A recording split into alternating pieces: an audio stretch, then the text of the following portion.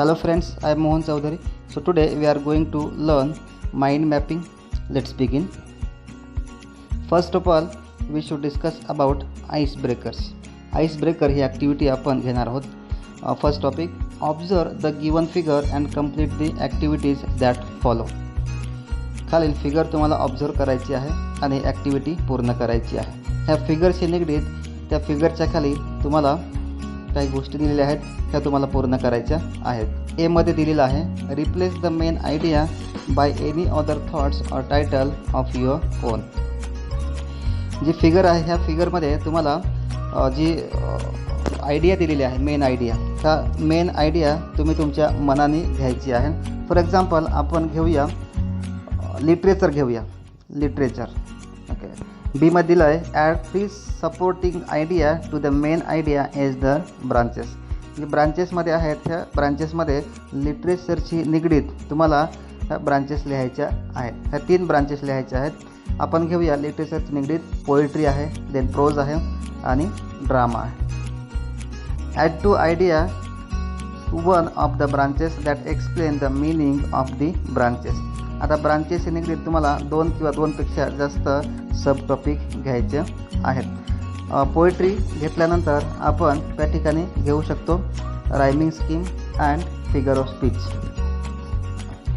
अशा प्रकारे तुम्हाला मेन आयडियाशी निगडीत ज्या गोष्टी घ्यायच्या आहेत, ब्रांचेस असेल किंवा विंग असेल, हे माहिती तुम्हाला त्या मेन विषयाशी निगडीत लिहायचं आहे. यालाच काय म्हणतात, माइंड मॅपिंग असे म्हणतात.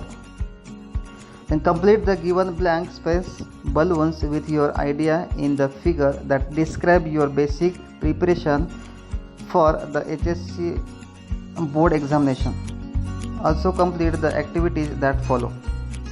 खाली तुम्हाला एक ॲक्टिव्हिटी दिलेली आहे. ह्या ॲक्टिव्हिटीमध्ये ब्रॅकेटमध्ये तुम्हाला काहीतरी माहिती दिलेली आहे. ही माहिती बघा काय दिलेली आहे, preparing for the HSC board examination. 12वीच्या एक्झामिनेशनसाठी तुम्हाला तयारी करायची आहे. ही तयारी करत असताना तुम्ही कोणकोणत्या गोष्टी करणार, एक तुम्हाला हिंट दिलेली आहे. ह्या हिंटमध्ये दिलेलं आहे की थोरो रीडिंग ऑफ दी टेक्स्टबुक. तुम्हाला जेवढे टेक्स्टबुक आहेत, जेवढे विषयाचे टेक्स्टबुक आहेत, हे अगोदर वाचून काढावे लागतील. पुढच्या बलूनमध्ये तुम्ही घेऊ शकता रिव्हिजन करण्याची गरज आहे. Then guidance of subject teacher or expert. Subject teacher किंवा एक्सपर्ट तुम्हाला विशिष्ट विषयाशी निगडीत तुम्हाला मार्गदर्शन घेणं गरजेचं आहे. Then time management. ओके, जो टाईम मॅनेजमेंट आहे ही पण महत्त्वाचं आहे. पुढच्या बलूनमध्ये हे येईल. पुढच्या बलूनमध्ये तुम्ही घेऊ शकता की solve the past question paper. मागील ज्या क्वेश्चन पेपर आहेत ह्या क्वेश्चन पेपर तुम्ही सोडवून घेतल्या पाहिजेत. अशा प्रकारे पुढील बलून तुम्ही एक असं लिहू शकता.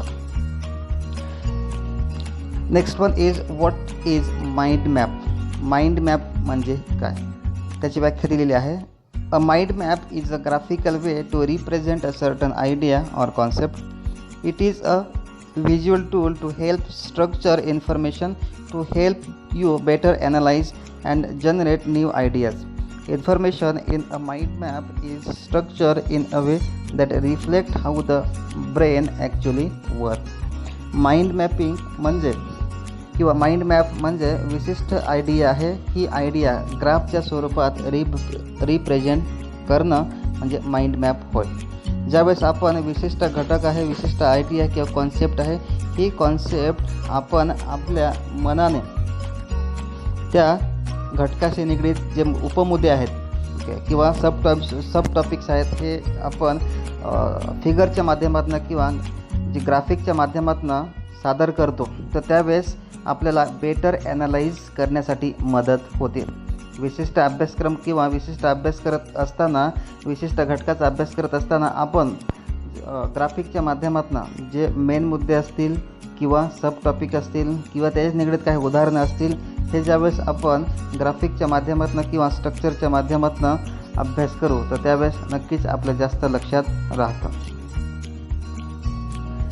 What is the purpose of a mind map. Mind मॅपचा हेतू काय आहे. A mind map can help you thinking in a more critical way and improve your problem solving ability at the same time. Mind मॅपच्या माध्यमातून तुमचे जे काही विचारशक्ती आहे, ती टीकात्मक विचारशक्ती असेल किंवा काही समस्याशी निगडीत तुमचं विचार आहेत, हे विचार ती समस्या सोडवण्यासाठी फायदेशीर होऊ शकते, ठरू शकते. हा एक पर्पज आहे. Complete a similar type of detailed graphical figure in your own style, showing the thought, idea, concept that keep on generating in your mind, and then you choose a particular style, design or a graphical representation to describe the same idea, facts, situations. Then this type of presentation can be called mind map. विशिष्ट घटक आहे हा घटक ज्यावेळेस तुम्ही ग्राफिकच्या माध्यमातून किंवा डिझाईनच्या माध्यमातून किंवा अनेक प्रकारचे पर्टिक्युलर स्टाईल घेऊन जो विषय आहे हा विषय मांडता. ओके, हा विषय मांडण्यालाच काय म्हणतात, माइंड मॅपिंग असं म्हटलं जातं. Uses of mind map. Mind मॅपचा वापर आपण कुठं कुठं करू शकतो. ब्रेनस्टॉर्मिंग पहिला घटक आहे brainstorming. A mind map is a powerful tool for brainstorming. It help us focus in on the topic, coming up with new thoughts and connecting these thoughts together. Whether for individual or teams, it provides us with creative thinking. एखादी गोष्ट आपण नाविन्याने विचार करतो, एखाद्या गोष्टीबद्दल नाविन्याने विचार करण्यासाठी mind map फायदेशीर आहे. आणि एखाद्या गोष्टीसाठी आपण माइंड मॅपचा वापर करू शकतो. विशिष्ट घटकाबद्दल आपल्याला विचार करायचा आहे, तर नवीन माहिती शोधायची असेल तर माइंड मॅप फायदेशीर ठरतं आणि माइंड मॅपचा आपण वापर करू शकतो. पुढचं आहे problem solving.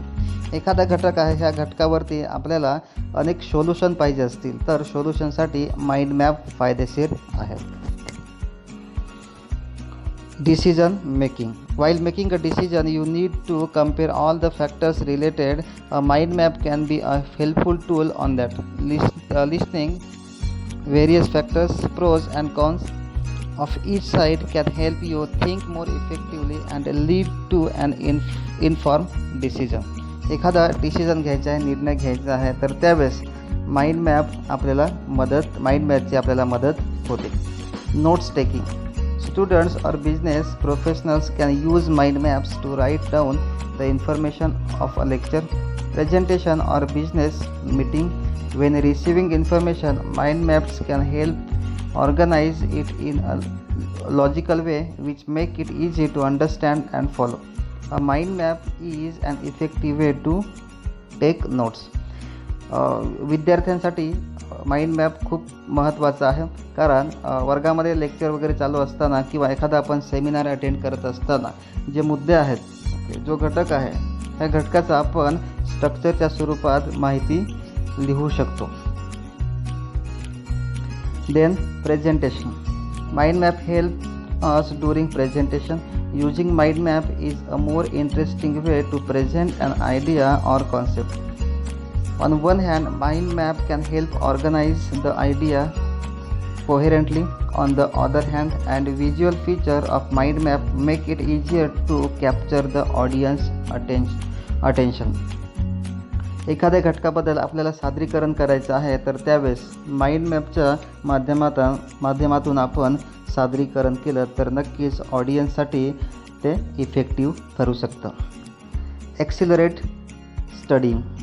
Mind map will help you accelerate your study ability by improving and enhancing your retention with the combination of photography and information.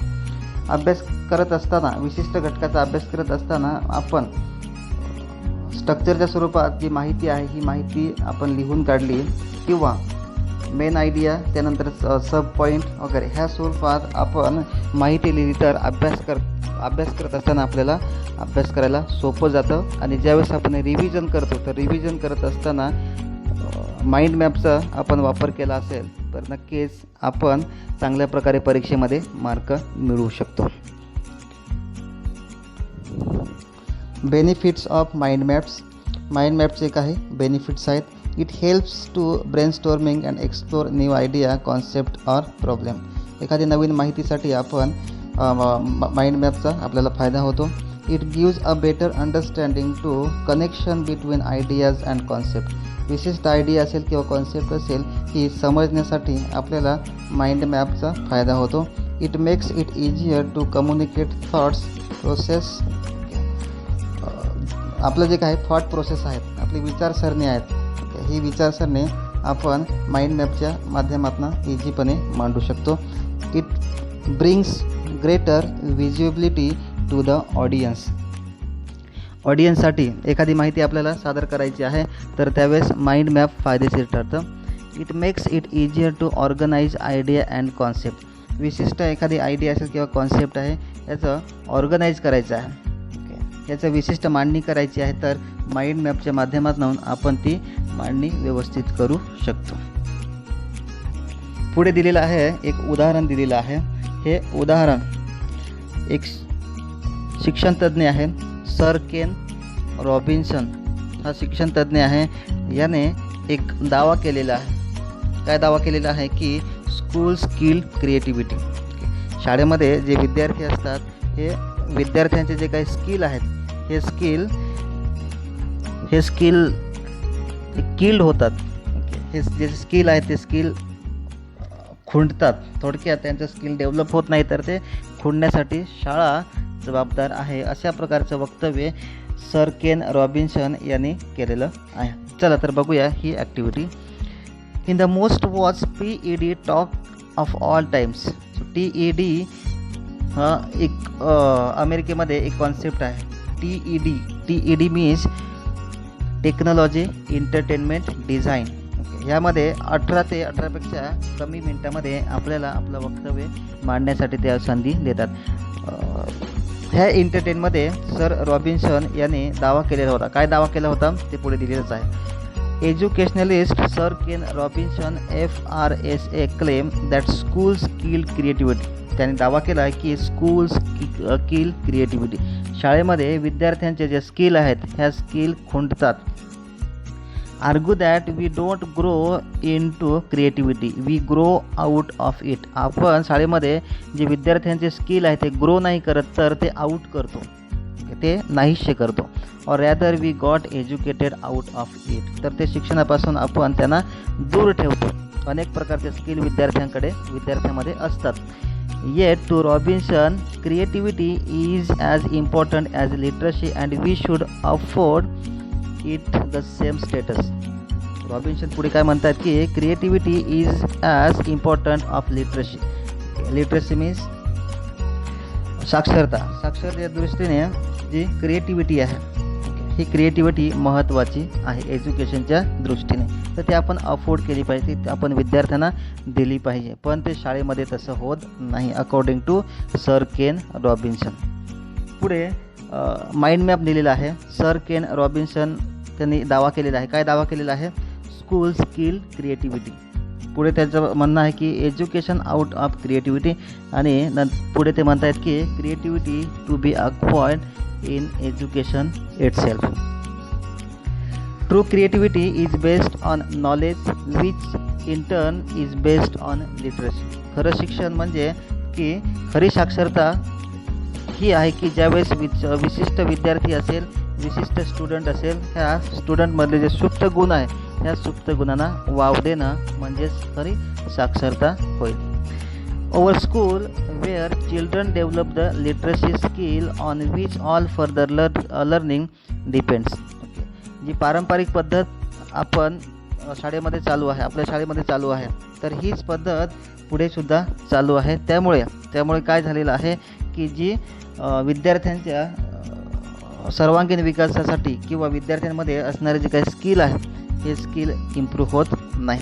Are therefore not killing creativity but cultivating it by providing the foundations young people need to be properly creative.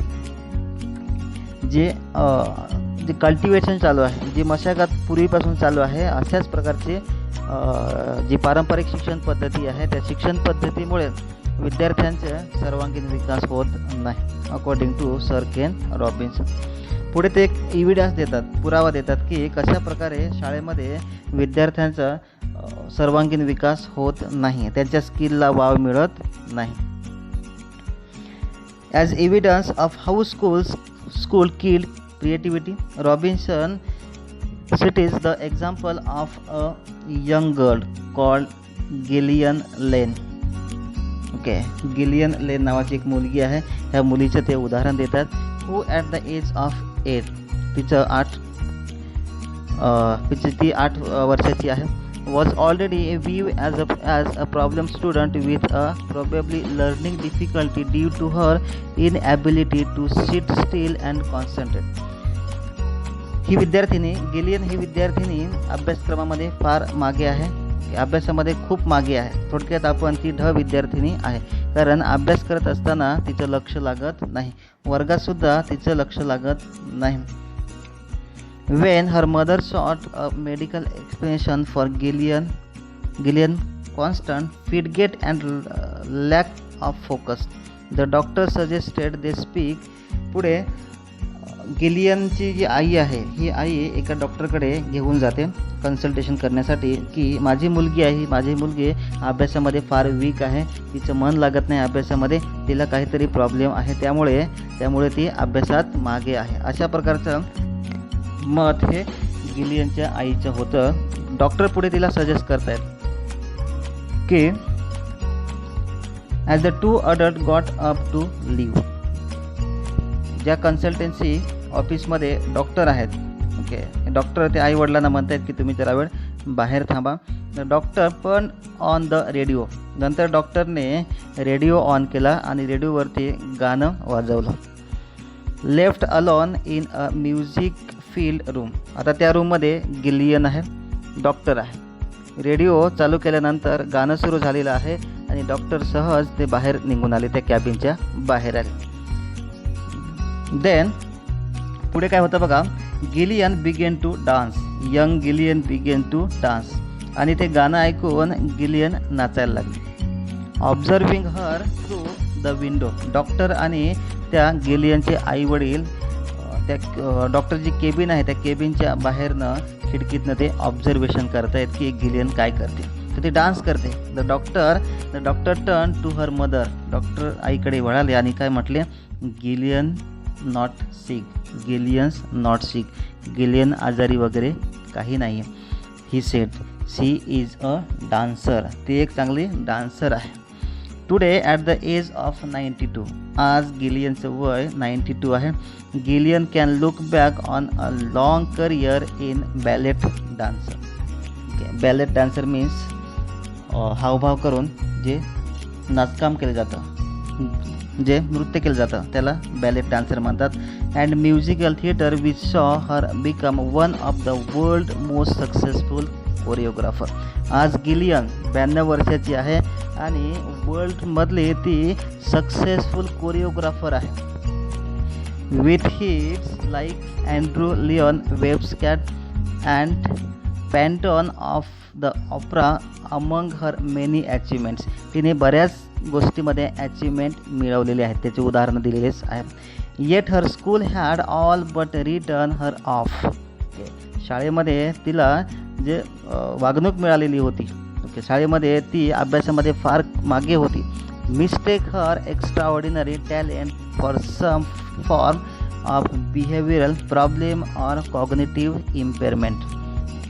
की शाळेमध्ये असताना जे शिक्षक असतील किंवा management असतील त्यांच्याकडनं mistake होत होती की तिचे जे काही रिअल टॅलेंट आहे हे टॅलेंट त्यांना जाणवलं नाही, समजलं नाही. कोणतं टॅलेंट होतं तर तिला डान्समध्ये आवड होती आणि डॉक्टरने ती आवड बरोबर शोधून काढली. ही जी स्टोरी आहे ह्या स्टोरीबद्दल खाली माइंड मॅप दिलेला आहे. चला तर बघूया काय दिलेलं आहे. Gillian Lane. Young girl 8 years of age, problem student.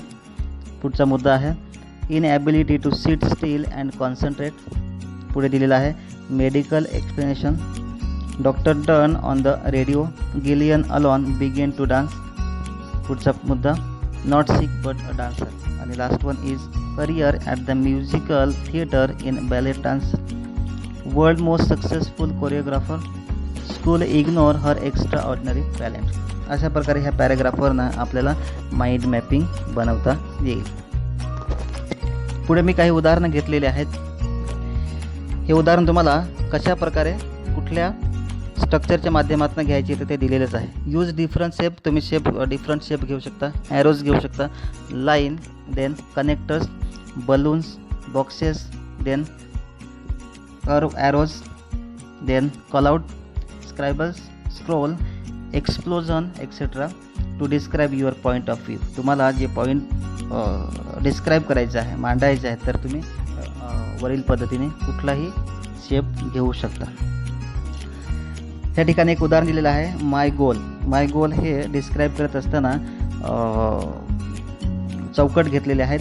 या चौकटीमध्ये बरेच गोष्टी सांगितलेल्या आहेत. For example, my goal family, financial, physical, लिजर, public service, artistic, attitude, career, education. पुढचं उदाहरण आहे, month of the year. Okay, winter आहे, ऑटम आहे, समर आहे, स्प्रिंग आहे. त्यांचे उपप्रकार, त्यांचे जे काही महिना आहे, कोणकोणत्या महिन्यामध्ये स्प्रिंग असतं, समर असतं, विंटर असतं, ते दिलेलं आहे. पुढचं उदाहरण, शॉपिंग लिस्ट. ओके, शॉपिंग लिस्टच्या बाबतीत व्हेजिटेबल आहे, त्याचे जे काय ट्विंग आहे, हे ट्विंग घेतलेले आहेत 4 प्रकारचे. स्टेप्स आहेत, मील्स आहेत, ओके, ड्रिंक्स आहे, फ्रूट आहे, सनट्रीज आहेत. अशा प्रकारे तुम्ही लिहू शकता. आणि शेवटचं उदाहरण घेतलं आहे मी, सोशल मीडिया आहे. सोशल मीडियाशी संबंधित अनेक तुम्हाला सब पॉईंट्स घेता येतील. थोडक्यात काय की तुमच्या मनामध्ये विशिष्ट आयडियाशी निगडीत जे विचार आलेले आहेत, हे विचार मांडण्याचं स्किल म्हणजे माइंड मॅप होय. ओके, सुरुवातीला आपण काय करणार आहोत की जे विचार आपल्या मनामध्ये येतात ते विचार लिहून काढणार आहोत. आणि नंतर विशिष्ट शेप घेऊन आपण हे जे काही सब टॉपिक असतील किंवा त्या सब टॉपिकशी निगडीत काही मुद्दे असतील तर ते आपण लिहून काढणार आहोत. आणि यालाच काय म्हणायचं आहे, माइंड मॅप म्हणायचं आहे. आय होप दॅट तुम्हाला माइंड मॅप म्हणजे काय हे समजलं असेल. सो तुम्ही पुन्हा एकदा हा व्हिडिओ व्यवस्थित बघायचा आहे. पुस्तकातला जो कंटेंट आहे हा वाचून काढायचा आहे, जेणेकरून तुम्हाला जास्तीत जास्त समजेल. थँक्यू.